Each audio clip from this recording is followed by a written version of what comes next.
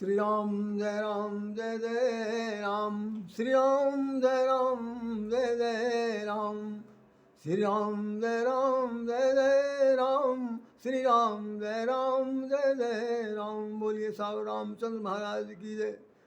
आज महावीर जयंती है, भगवान महावीर जयंती है। महावीर जयंती तो कह देने में लगता है जैसे कोई अखबारी लेन बाती जा रही ना। सच्चाई ये है कि आज भगवान महावीर जयंती है। महावीर जी का जो परम तत्व, ज्ञान तत्व और शोध तत्व था वो केवल यही था कि अहिंसा ही परम धर्म है। जैसा गौतम बुद्ध ने कहा, भगवान बुद्ध ने कहा, ठीक वही उसी परंपरा का। जबकि महावीर जी जो हैं गौतम बुद्ध से भी पहले के साधु संत महात्मा, एक आराधक साधक तपस्वी के रूप में जाने जाते हैं। पूरे समाज में उनकी एक अलग पहचान है कि महावीर जयंती आज मनाई जा रही है, भगवान महावीर जयंती मनाई जा रही है। सबके बीच में रह करके उन्होंने एक ख़ास बात उनका जो था, जिसे हमने अखबारों में पढ़ा है, और वो ये सिर्फ इतना ही बताना चाहते हैं कि अहिंसा के द्वारा, अहिंसा जो है वो केवल किसी के शरीर को चोट पहुंचाना अहिंसा नहीं है, बल्कि मनसा वाचा कर्मणा, मन से, कर्म से, विचार से, और साथ साथ ये है कि व्यवहार से अगर आप कभी किसी का कोई भी अनिष्ट कर देते हैं, किसी प्रकार का कोई कष्ट पहुंचा देते हैं, तो उसका तात्पर्य निकलता है कि आपने उसके एक प्रकार के आप हंता हो गए। हंता माने हत्या करने वाला। और वही उसी हिंसा को अगर नष्ट करना है, उस हिंसा को समूल ख़त्म करना है, तो हमें भगवान महावीर के पद चिन्हों पर चलने के लिए निश्चित रूप से दृढ़ संकल्प लेना पड़ेगा। अहिंसा परमो धर्मा, ये तो सत्य है ही है। साथ साथ उनका ये कहना था कि अनेकांतक एक उन्होंने उपदेश दिया है। एकांतक माने एक कहना वो चाहते हैं कि अनेक प्रकार के मत हो सकते हैं। किसी भी मत को समझने, किसी भी सिद्धि तक पहुंचने के लिए, किसी भी सिद्धांत को के अंतिम रूप तक जाने के लिए अनेकांतक, एक के बाद एक के बाद एक के बाद अनेकानेक के अंत तक आप जब तक आपके विचार नहीं मिलेंगे, उन विचारों का तालमेल नहीं बैठेगा, तब तक हमें उसके सत्य पथ की असली खोज नहीं हो सकती। तो हर एक के विचारों का सम्मान होना चाहिए। हर एक के विचारों को समझ करके उसमें से जो मूल तत्व है, जो निचोड़ है, उसको पालना चाहिए। ये भगवान महावीर जी ने बताया कि हमें समाज में अगर सचमुच अच्छी एक भूमिका अदा करनी है, समाज में एक अच्छी सी छवि बनानी है, तो हमें ये कहना चाहिए कि हमें भगवान महावीर के ही विचार को संसार में लाना है। जैसे जिस समय कभी विश्व युद्ध होता है, जिस समय देशांतर आपस में लड़ते भिड़ते हैं, जिस समय अपने देश में तरह तरह की बातें होती हैं, उन सभी लड़ाइयों को, चाहे वो लड़ाई किसी प्रकार की कूटनीतिक लड़ाई हो, राजनीतिक लड़ाई हो, मानसिक लड़ाई हो, द्वंद्वात्मक लड़ाई हो, लड़ाई चाहे कैसी भी हो, उन सभी लड़ाइयों के बीच में एक प्रकार की ऐसी होती है कि जब तक शांति नहीं चाहिए, अगर शांति नहीं चाहिए तो लड़ाई लड़ते रहिए, अगर शांति चाहिए तो हिंसा को अपने जीवन से हटाना पड़ेगा। हिंसा का तात्पर्य अभी मैंने बता दिया कि वो मारपीट नहीं है। हिंसा का तात्पर्य है कि किसी के दिल दिमाग को चोट न पहुंचाया जाए। ये बात भगवान महावीर जी कहते हैं। भगवान महावीर जी ने जो एक संदेश दिया, उस संदेश को मैं आपको बताना चाहता हूँ कि खासतौर से उन्होंने क्या कहा। बहुत कुछ उन्होंने बताने की कोशिश की है। वो महावीर जी कहते हैं कि संसार में महावीर जी के अनुसार परम हिंसक वह व्यक्ति हो सकता है। मैं उनकी बात को पढ़ रहा हूँ जो उस समय लिखा हुआ।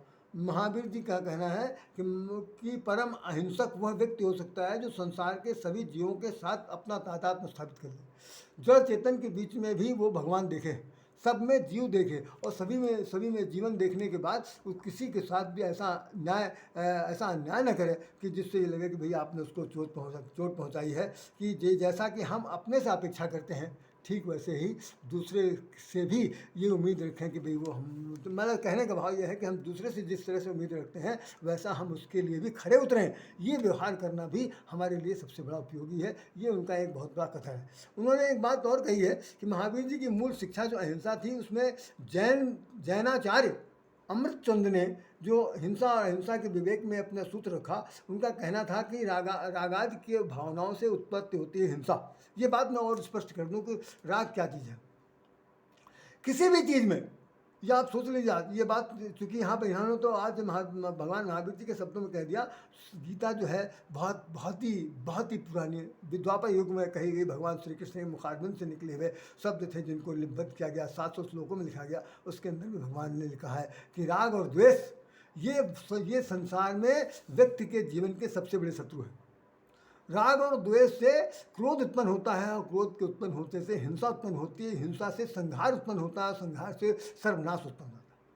तो जो चीज़ आपको आँखों से, इंद्रियों से प्रिय लगती है, उससे राग हो जाता। जो प्रिय लगती है वो आपको अगर नहीं मिलती है, किसी प्रकार का रोड़ा होता, तो उससे द्वेष उत्पन्न हो जाता। तो द्वेष कब उत्पन्न होता है? जब राग का विपरीत पक्ष आता है। तो हम हर चीज़ से रागी है, हम हर चीज़ में रागी, इसीलिए राग से अनुराग बना।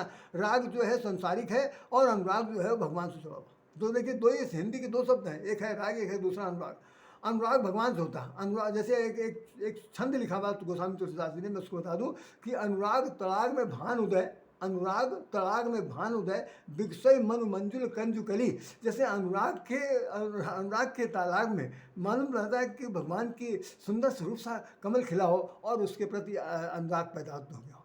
यह अनुरागी चित्त की गति समझे नहीं कोई, जो जो बूढ़े श्याम रंग त्यों त्यों उज्जवल हुए। ये राग अनुराग की बात बता रहा हूँ।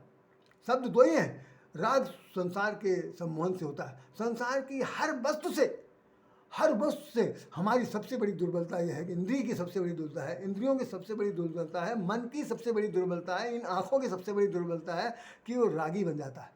और रागी व्यक्ति जो है वो हर उस चीज़ को पा लेना चाहता है, उस चीज़ को पाने के लिए यथेष्ट प्रयास करता है। उस यथेष्ट प्रयास में यदि कहीं पर कोई आदमी रोड़ा बन जाता है, या पर वो कहीं अपने को असफल पाता, या फिर उसका प्रयास विफल हो जाता, या यूँ कह लिए कि उसने प्रयास तो किया लेकिन वो अंततः वहाँ तक नहीं पहुँच पाया, तो उसके अंदर एक प्रकार का द्वेष उत्पन्न होता है। द्वेष किसे कहते हैं? ईर्षा। द्वेष किसे कहते हैं? जलन। द्वेष किसे कहते हैं? कि इस आदमी को हम मिटा कर रहेंगे, और अंदर खुंदक खाएंगे, उसकी जड़ काटने के लिए तैयार हो जाता। वही उसी का बदला हुआ रूप जो है वो हमारे आपके जीवन में क्या चीज़ है? क्रोध है। और क्रोध संसार में सबसे बड़ा शत्रु है। क्रोध हमारे रामचरितमानस में तो यहाँ तक लिख दिया। हम तो आज महावीर जी के बारे में बोल रहे हैं, लेकिन गोस्वामी तुलसीदास जी ने रामचरितमानस में ये बता दिया कि क्रोध सकल पापन कर मूला। जितने भी संसार में पाप हो रहे हैं, और आप पाप के बारे में जितना जानते हैं, उन सभी पापों की जड़ जो है कौन है? क्रोध है। क्रोध सकल पापन कर मूला, जड़ है। तो भाई, क्रोध से बचने का क्या मात्र उपाय है कि आप किसी भी चीज़ में ज़्यादा आसक्त मत होइए, किसी चीज़ में ज़्यादा रागी मत होइए। अगर रागी हो जाएंगे तो द्वेष पैदा होगा। तो यही महावीर जी कहते हैं कि राग और द्वेष ही हमारे जीवन में हिंसा उत्पन्न करता है, हमको इससे बचना चाहिए। बहुत बस ये थीम है, ये कहना चाहिए, निचोड़ है कि राग तो भाई, अब मैं क्या बताऊँ, मैं कोई वहाँ पंडित तो हूँ नहीं, मैं कोई बहुत बड़ा ज्ञाता विज्ञाता तो हूँ नहीं, लेकिन मैंने जितना खुद समझा है, जितना मैंने खुद अपना अनुभव किया, उन सब चीज़ों में यही है कि आसक्ति का तात्पर्य सिर्फ इतने होता है कि जब व्यक्ति कभी किसी चीज़ को पाने के लिए आसक्त हो जाता है, तो वहाँ पर माने नहीं, सख्त में शक्ति। जहाँ पर आपकी शक्ति ना रह जाए, आप शक्तिहीन हो जाए, उसी का नाम आसक्ति है। हिंदी में शब्द विच्छेद कर दिया हमने। जहाँ पर आपकी शक्ति ना रह जाए, उसका नाम आसक्ति है। इसीलिए हमारे जो संत महात्मा हैं, वो साधक शुद्धक हैं, वो बताते रहते हैं कि आपको हर चीज़ में अनासक्त होना चाहिए। ये बड़ा कठिन काम है। सामाजिक जीवन जीना है, पारिवारिक जीवन जीना है, सबके बीच में रहकर जीना है, तो फिर रागी बनना पड़ेगा, आसक्ति भी रहना पड़ेगा। लेकिन वहाँ पर सावधान रहिए, सबके साथ हिलिए मिलिए, सबके साथ मिलिए जुलिए, मेल जोल बनाए रखिए, लेकिन ना तो उससे राग रखिए, ना तो अनुराग रखिए, और ना भैया द्वेष रखिए। नहीं तो ईर्षा होगी, जलन होगी, और तरह तरह की ऐसे अपवाद स्वरूप घटनाएं होंगी, जिनका कारण मतलब होगा हिंसा हो सकती है। तो महावीर जी ने अपने जीवन में जो उपदेश दिया, वो उपदेश सिर्फ केवल इतनी है कि हिंसा से बचिए। सभी प्राणियों को अपना प्राणी सब अपना ही समझिए, कि जब हम दूसरों से ये अपेक्षा करते हैं कि मुझसे अच्छा व्यवहार करें, हमसे ये सच बोले, हम भले उससे झूठ बोले, भाई ये कौन सा न्याय है? ये तो न्याय नहीं। तो वही कहना चाहते हैं कि पूरे समाज में जितने भी जड़ चेतन हैं, अगर हम उनसे अपने मनानुकूल अपेक्षा करते हैं, तो हम भी उनके अनुकूल होकर के ही प्रस्तुत हो, तब तो ये महावीर जी का संदेश माना जाएगा। और नहीं तो संदेश है, उसका कोई अर्थ नहीं। आप मानो तो सही, ना मानो तो बिल्कुल नहीं सही। तो सब मेरी प्रार्थना ये है कि भगवान महावीर जी ने पूरे समाज में, पूरे संसार में एक बहुत बड़ा परिवर्तन लाया दिया था। उस परिवर्तन का तात्पर्य केवल इतना था कि अहिंसा परमो धर्मा। और उस अहिंसा का बताते हैं कि 30 वर्ष की अवस्था में उन्होंने घर छोड़ दिया था, और जितना राजशाही राजपाट था सब छोड़ के चले गए। जंगल में जाकर के उन्होंने तपस्या की। तपस्या करने के बाद वो जो निष्कर्ष पहुँचे, उसमें उन्होंने 2-3 जो धर्म जो सिद्धांत बताए, उन सिद्धांतों में अहिंसा परमो धर्मा और ये अनेकांतक जो और राग द्वेष से बच के रहना इत्यादि बातें उन्होंने बताई हैं। मैं समझता हूँ आप लोग इसको सुनिए। इन्हीं शब्दों के साथ मैं महावीर जी को सत सत प्रणाम करता हूँ। आप लोगों से प्रार्थना करता हूँ कि आप भी उनके प्रति श्रद्धा और शीश झुकाएं, उनके आदर्शों में चलने के लिए संकल्प लें। इसी शब्दों के साथ राधे श्याम राधे आप सबको हृदय से नमन करता है, सादर प्रणाम करता है। जय श्री राम, जय राधे श्याम, राधे।